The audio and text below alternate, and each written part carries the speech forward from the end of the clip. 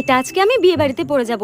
এটা তাড়াতাড়ি করে সাইড করে রেখে দিই, নইলে ওই কুচুটে ননদটা দেখতে পেলে শাড়িটা নিয়ে চলে যাবে। বৌদি শোনো না,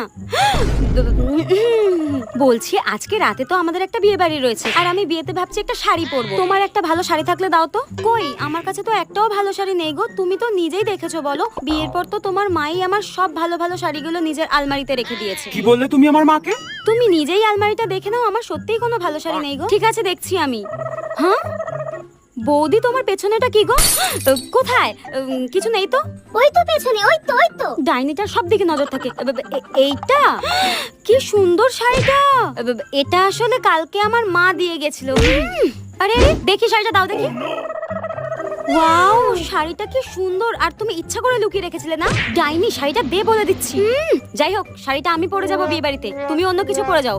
লুকিয়ে রাখা ভালো লাগে না। কুচিতে ননদের মনে হয় গলাটাই টিপে দিই। ডাইনি দেখি একটা।